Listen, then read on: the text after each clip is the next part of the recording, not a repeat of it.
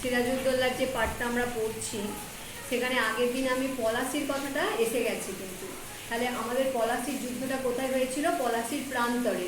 যুদ্ধর মানে যে একটা পরিবেশ সেটা সৃষ্টি হয়ে গেছে, সবাই বুঝে গেছে যে যুদ্ধটা হচ্ছে, পলাশির প্রান্তরেই যুদ্ধটা হবে। ওই জন্য সিরাজের মাথাটা পুরো একটু ঘেঁটে আছে, মনে মনে ভাবছে যে আমি কি বাংলাকে রক্ষা করতে পারবো? সিরাজ তো নবাব হিসাবে মানসিকতা তো খুবই সুন্দর, বাংলার প্রতি তার ভালোবাসা, বাংলার মানুষ জনগণের প্রতি তার ভালোবাসা সবটাই একদম খাঁটি।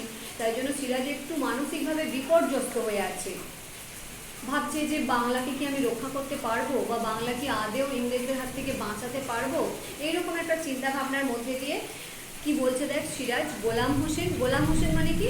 সিরাজের সঙ্গে সঙ্গে সবসময় থাকে, একজন অনুচরও বলতে পারিস বা খিদমতগারও বলতে পারিস, সিরাজের সঙ্গে সঙ্গে সবসময় থাকে। গোলাম হোসেন বলছে জাহাপনা। সিরাজ বলছেন সিংহাসন কি চলছে? তার মানে ওই যে বললাম যে সিরাজ একটু বিপর্যস্ত হয়ে আছে, তার মনে হচ্ছে এবার মনে হয় সত্যি সিংহাসন আর থাকবে না, ইংরেজরা সবটাই কবজা করে নেবে। তাই জন্য সে বলছে সিংহাসন কি চলছে? গোলাম হোসেন বলছে না জাহাপনা। সিরাজ বলছে ভালো করে দেখো তো। এরকম অবস্থাতে কে আসছে? ঘসেটি বেগম। এই চরিত্রটা সম্বন্ধে একটু বলে রাখি। ঘসেটি বেগম কে? ঘসেটি বেগম হচ্ছে সিরাজের মাসি। তোমাদের প্রথম মানে যখন বলতে গেছিলাম, যখন পরিচয় দিচ্ছিলাম, তখন একটুখানি আমি বলেছিলাম ঘসেটি বেগমের কথা। ঘসেটি বেগম এমন একজন মহিলা, মানে যিনি স্বার্থপর এবং হচ্ছে যে সিংহাসনের লোভে একদম দারুণভাবে লোভী একটা নারী। এই চরিত্রটা একদম সৃষ্টি করা হয়েছে লোভ, মানে ঘসেটি বেগমের দেখানো হয়েছে যে ঘসেটি বেগমের লোভ থেকেই আমাদের বাংলার সিংহাসন হয়তো ইংরেজদের হাতেই চলে গেল। ঘসেটি বেগম কে ছিল? সিরাজের মাসি। সে চেয়েছিল কি, যেহেতু সে বড়, আলীবর্দী খাঁর কোনো পুত্র সন্তান নেই, সে ভেবেছিল যে তার মানে সিংহাসনে আমার স্বামীই বসবে। কিন্তু একটা মানে ঘটনাতে বা পরিস্থিতির ইয়েতে একটু কম বয়সেই ঘসেটি বেগমের স্বামী মারা গেছে। তখন এবার সে মনে মনে কি ভাবলো, মানে সে ভেবেছিল যে স্বামীটা ভালো মানুষ, স্বামীকে সিংহাসনে বসিয়ে আমি সিংহাসনের সমস্ত ক্ষমতাটা দখল করবো। আর এইদিকে স্বামী মারা যাচ্ছে, তাহলে তো ওই চান্সটা রইল না। তখনও কি করলো, একটা সন্তানকে দত্তক হিসাবে নিল, দত্তক পুত্র। সে কে? শওকত জং। শওকত জংকে ঘসেটি বেগম দত্তক পুত্র হিসাবে নিয়েছিল। তাহলে তখন ভেবেছিল যে শওকত জংকে সিংহাসনে বসিয়ে সমস্ত ক্ষমতাটা আমি ভোগ করব। কিন্তু আলীবর্দী খাঁ তা তো করেননি। আলীবর্দী খাঁ কী করলেন?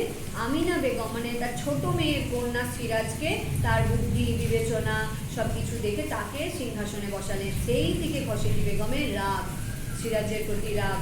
সে হচ্ছে প্রত্যেকটা পদক্ষেপে সিরাজের বিরোধিতা করে। এবার পূর্ণিয়াতে যখন থাকতো, পূর্ণিয়াতে যখন মানে সিরাজের বিরুদ্ধে ইংরেজদের সঙ্গে জল্পনা কল্পনা করতো, তখন তো সিরাজের থেকে দূরে আছে, সিরাজ তো বুঝতে পারতো না, অনেকটা ক্ষতিও হয়েছে।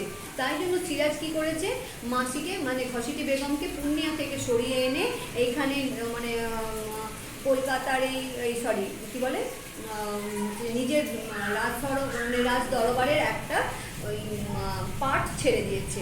সেখানটাতে বলেছে তুমি তোমার মতো করে থাকো, তোমাকে আর দুনিয়ায় থাকতে হবে না, তুমি এখানেই থাকো।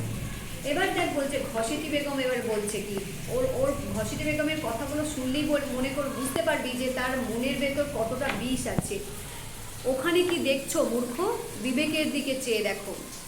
সিরাজ বলছে কে? ও আপনি, কাজ আছে, তার স্মরণ করলেই তো দেখা করতাম। সিরাজ বলছে মাসি তোমার যদি কাজ থাকে তাহলে তুমি আমাকে ডাকলেই আমি তোমার সঙ্গে দেখা করতাম। ঘসেটি বেগম বলছে নবাবের অবসরের বড়ই অভাব না।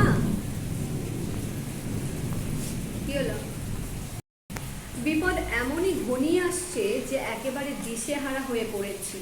ঘসেটি বেগম বলছে এখনো বিপদ? ঘসেটি বেগম তোমার বন্দি, শওকত জংকে তুমি নিহত রণক্ষেত্রে, প্রতিদ্বন্দ্বী আর কোথাও নেই, এখনো বিপদের ভয়। তখন সিরাজ বলছে মাসিকে, নিজেরা আপনজন আত্মীয়, বলছে মাসি আমি মানে খুব বিপদের মধ্যে আছি, ভয়ের মধ্যে আছি যে বোধহয় বাংলাকে আর রক্ষা করতে পারবো না। ঘসেটি বেগম কেমন ফুটিয়ে ফুটিয়ে কথা বলছে দেয়, বলছে যে তুমি এখনো ভয় পাচ্ছ? কিসের ভয়? তুমি তো ঘসেটি বেগমকে বন্দি করেছো, তার পুত্র শওকত জংকে মেরে ফেলেছো, তাহলে তোমার আবার কিসের ভয়? তুমি তো এত কাণ্ড করে ফেলেছো। তখন সিরাজ বলছে কোম্পানির ফৌজ কাশিম বাজার অভিমুখে অভিযান করেছে। ঘসেটি বেগম করেছে? সিরাজ বলছেন সেই সংবাদই পেয়েছি। ঘসেটি বেগম বলছে তাহলে মুর্শিদাবাদেও তারা আসবে। সিরাজ বলছে তেমন দুর্দিন কে কামনা করে মা? ঘসেটি বেগম বলছে দুর্দিন না সুদিন? সিরাজ বলছেন সুদিন। ঘসেটি বেগম বলছে সুদিন নয়, ঘসেটির বন্ধন মোচন হবে, সিরাজের পতন হবে, তা সুদিন নয়। সিরাজ বলছেন আপনি বুঝতে পারছেন না, আপনি কি বলছেন? ঘসেটি বেগম বলছে বেশ বুঝতে পারছি, অন্তরে যে কথা দিন রাত গুমড়ে গুমড়ে মরছে তা আজ ভাষায় প্রকাশ করছি। মাসিকে তুমি গৃহহারা করেছো, মাসির সর্বস্ব লুটে নিয়েছো, মাসিকে দাসী করে রেখেছো, মাসি তা ভুলবে? তাহলে এই যে ঘসেটি বেগম একবারে বলছি না মুখের মধ্যে বিষ আছে, সে একদম সরাসরি সিরাজকে বলছে কি আর হবে, সিরাজের পতন হবে, এটা তো ভালো দিন, এটা তো ভালো দিন আসছে, তা হচ্ছে যে তুমি আবার এটাকে দুর্দিন কেন বলছো? আর সিরাজ বোঝাতে চাইছে যে আমার পতন হয় হোক, কিন্তু বাংলা যখন ইংরেজরা দখল করে নেবে সেটা যে কি বিপদের হবে সেটা এরা কেউ আঁচ করতে পারছে না, এরা নিজেদের স্বার্থে এতই ডুবে আছে। ঘসেটি বেগম বলছেন হ্যাঁ মাসিকে এটা ছেড়ে দেয়। সিরাজ বলছেন অকারণে অভাগাকে আর তিরস্কার করবেন না। ঘসেটি বেগম বলছে অকারণে? সিরাজ বলছে নয় কি? ঘসেটি বেগম বলছে মতিঝিল কে অধিকার করেছে?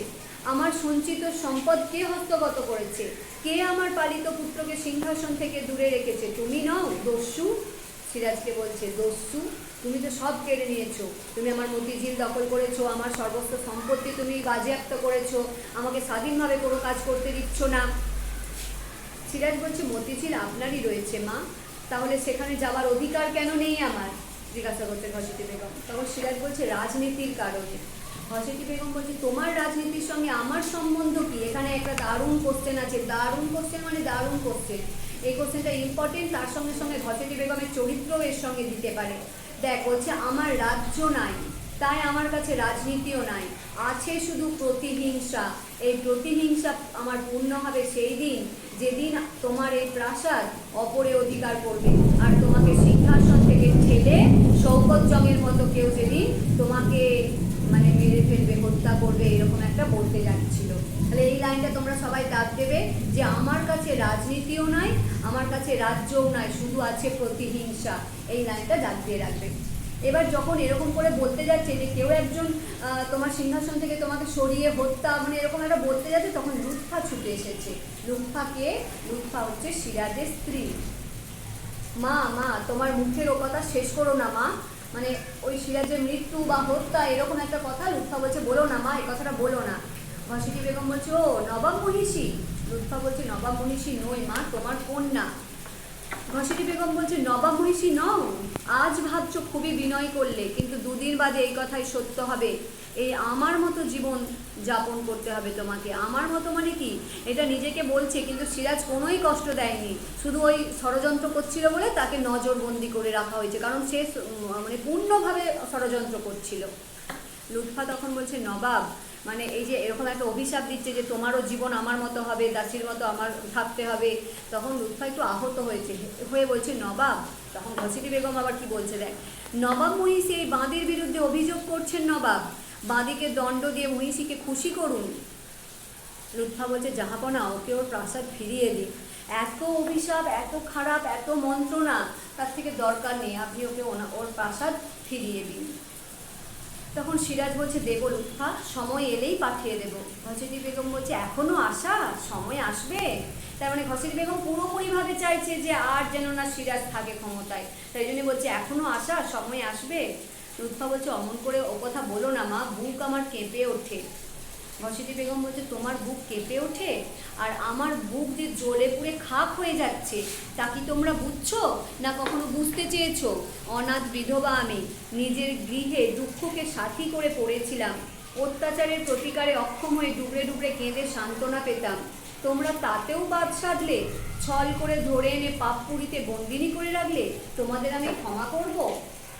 দেখ সাধারণভাবে কথাগুলো ভাবলে শুনলে মনে হবে সত্যি তো আহা ঘসেটি বেগমের কত কষ্ট, ওকে শুধু শুধু সিরাজ কষ্ট দিয়েছে না, কিন্তু ঘসেটি বেগম যথেষ্ট অপরাধী, একদম সরাসরি ইংরেজদের সঙ্গে প্রতিহিংসার জন্য সিরাজকে হত্যা করার জন্য যোগাযোগ করেছে, মানে এমনকি সিরাজকে হত্যা করার জন্য যোগাযোগ করেছে, সেই জন্যই কিন্তু ঘসেটি বেগমকে সিরাজ শাস্তি দিয়েছে। আজকে তাহলে এই পর্যন্তই থাক, পরের দিনকে তোমাদের এটা শেষটা